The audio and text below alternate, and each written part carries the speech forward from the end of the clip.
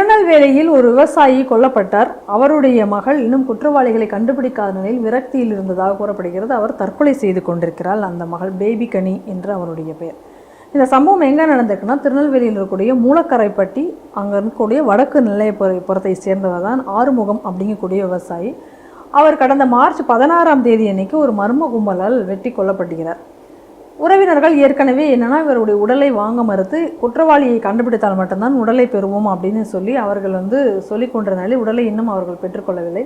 இந்த சூழ்நிலையில் அவருடைய மகள் பேபி கனி என்பவர் மிகுந்த மன வருத்தத்திலும் ஒரு விரக்தியிலும் இருந்ததாக கூறப்படுகிறது. இந்த நிலையில தான் அவர் ஒரு கடிதம் எழுதி வைத்துவிட்டு தற்கொலை செய்து கொண்டிருக்கிறார் என்று சொல்லப்படுகிறார்கள். ஆனால் அந்த கடிதத்தில் என்ன முழுவதுமாக இருந்தது என்ற கூடிய விவரத்தை இதுவரைக்கும் போலீஸார் வெளியிடவில்லை என்றும், இன்னும் சொல்லப்போனால் அவளுடைய உறவினர்களிடையுமே கூட, சொந்த சகோதரனிடம் கூட அந்த பெண் என்ன எழுதி வைத்தாள் என்பதை காட்டவில்லை என்றும் கூறப்படுகிறது. அதில் மேலெழுந்த வாரியாக அவங்க சொல்கிறது என்ன அப்படின்னு சொன்னால், என் தந்தையை கொன்ற குற்றவாளிகளை கண்டுபிடிங்கள் சீக்கிரமாக, அது மட்டுமில்லாமல் என் தந்தைக்கு பக்கத்திலேயே என்னை அடக்கம் செய்ய வேண்டும் என்று கேட்டுக்கொண்ட இந்த விஷயத்தை மட்டும் அவர்கள் சொல்லியிருக்கிறார்கள். மற்ற விஷயங்களை வெளியிட மறுக்கிறாருன்னு அவருடைய சகோதரர் நம்ம இடத்துல அவர் சொல்கிறாரு.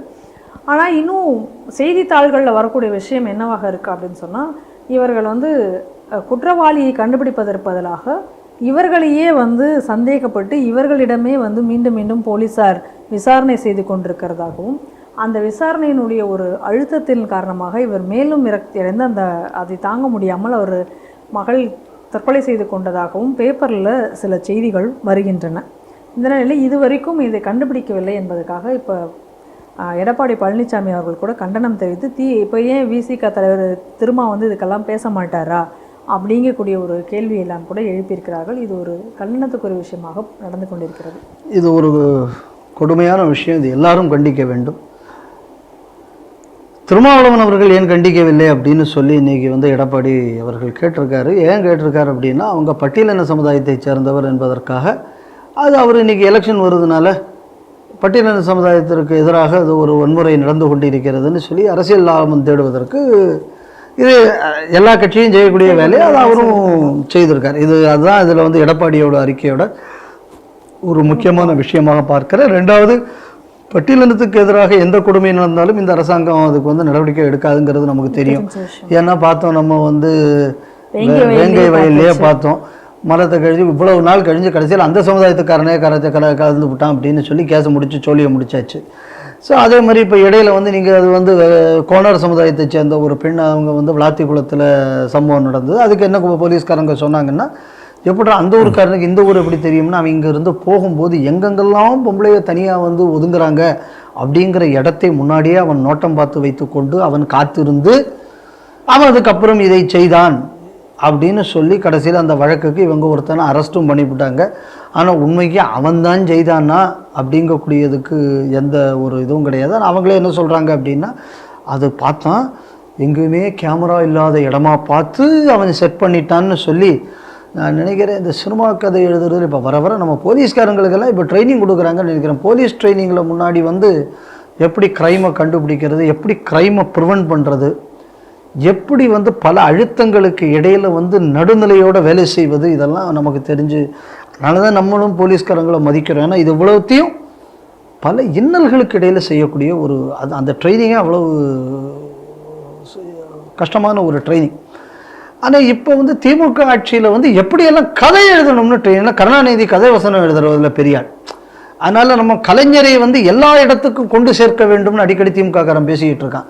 அதனால் போலீஸ் ட்ரைனிங் காலேஜுக்குள்ளேயும் இப்போ அவங்க கலைஞரை கொண்டு வந்த காரணத்தினாலையும் பள்ளிக்கூடத்திலே இப்போ கருணாநிதியை பற்றின பாடமெல்லாம் வந்தாச்சு. ஸோ அதனால் இப்போ மக்களை ட்ரெயின் பண்ணிட்டாங்க எப்படி கதவசனம் எழுதுறதுன்னு. அதே மாதிரி அவங்க அந்த மாதிரி ஒரு கதவசனம் எழுதி அந்த கேஸில் அவங்கள பாடி வாங்க வச்சுட்டாங்க என்னங்க. ஸோ இது ஏற்கனவே இது நம்ம அப்படி அங்கே ஒரு இதை பார்த்தோம்.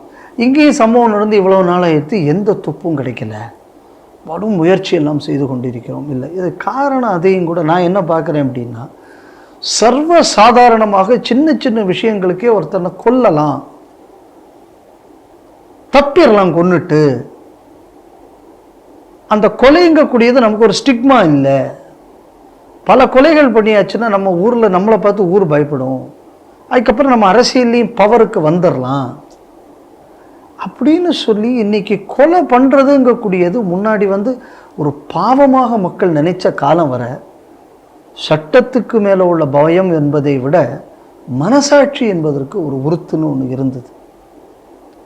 இன்னைக்கு இவனுக்கு வந்து இந்த இறை மறுப்பு மண்ணாங்கட்டி இதெல்லாம் கொண்டு வந்ததில் மனசாட்சிக்கு பயப்பட வேண்டாம். சட்டத்திலிருந்து எப்படி தப்புறதுங்கிறத மட்டும் நம்ம பார்த்தா போதும். அப்போ எங்கே கேமரா இருக்குது இல்லைன்னு பார்த்து நம்ம எப்படி தப்பலாம், இதை மட்டும் நம்ம பார்த்துக்கிட்டா போகிறோம் அப்படின்னு கொலை பண்ணுறது வந்து ஒரு ஆமாய்யா எவ்வளோ நாள் தான் நம்ம பொறுமையாக இருக்கிறது. இப்போ பொறுமை இழந்த ஒரு மனநிலை, மனசாட்சி இல்லாத மக்கள் இல்லை, இதை வந்து திராவிடம் தமிழ்நாட்டில் நல்லா கல்டிவேட் பண்ணி வச்சிருச்சு. இப்படி எனக்கு தெரிஞ்ச இந்த போலீஸ்லையும் இப்படியெல்லாம் இவங்க எழுதுகிறாங்கங்கும்போது அவனுக்கும் தெளிவாக தெரியும். அப்போது இந்த மாதிரி ஒரு கேஸ் வந்ததுன்னா பண்ணுறதுக்கு முன்னாடியே எப்படி செட்டப் பண்ணுறது, பண்ணினப்புறம் எப்படி செட் பண்ணுறது, அப்படியே கோர்ட்டில் கேஸ் இங்கே சரியாக போட்டால் கோர்ட்டில் எப்படி அதை தட்டுறது அப்படிங்கக்கூடியதில் வந்து இன்றைக்கி எல்லாருக்கும் ஒரு தைரியம் வந்துருச்சு தமிழ்நாடு காவல்துறை மேலே. ஏங்க இப்படி அந்த தைரியம் வர்றதுக்கு காரணம் என்ன பாருங்கள். ஒரு இடத்துல நீங்கள் இதுக்கு முந்தின நியூஸில் நம்ம சொல்லும்போது சொன்னோம், குவாரியில் வந்து பார்க்குறத பண்ணக்கூடிய அராஜகத்தை எடுக்க போகிறோம், பத்திரிகையாளர் மீது தாக்குதல் நடக்குது, போலீஸ்காரர் ஐடியா கொடுக்குற நீ முன்னாடி ஆஸ்பத்திரியில் போய் படுத்துருந்தோம். அப்போ பொலிட்டிசைசேஷன் ஆஃப் போலீஸ் ஃபோர்ஸ் இது வருதுனால என்ன ஆகுது அப்படின்னா, போலீஸ்காரங்களை பொறுத்தவரை நம்ம பிரச்சனை இல்லாமல் இந்த ஸ்டேஷனில் உள்ள காலத்தை கழிச்சிட்டு போவோம், எல்லாவனும் சம்பாதிக்கிறான் நம்மளும் உள்ள சம்பாதிச்சுட்டு போயிடுவோம். அப்படி ஒரு பெருமைப்படக்கூடிய, இன்னும் சொல்ல போயாச்சுன்னா ஒரு கெத்து இருக்கணும் போலீஸு. அந்த கெத்து எப்போ எனக்கு வரும், எவனாக இருந்தால் எனக்கு என்னையா, நான் நியாயமாக இருக்கேன், நான் தான் இந்த ஊரோடு காவலன், நான் தான் இந்த மக்களை காப்பாற்றுறேன், அந்த கடமை உணர்வோடு போலீஸ்காரங்க இருந்தாச்சுன்னா தான் அந்த கெத்து இருக்கும். கண்டிப்பாக இதை கெடுத்தாச்சு.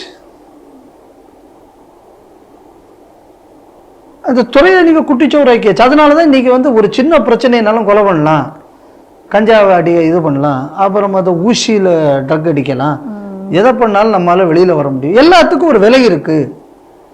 இந்த மனோபாவம் இன்று தமிழகத்தில் வேரூன்றி விட்டதுங்கக்கூடியது தான் இந்த 5 ஆண்டு கால திமுக ஆட்சியின் பினாக்கள்னு சொல்கிறது. இது எடப்பாடி ஆட்சியிலே ஆரம்பிச்சிருச்சு.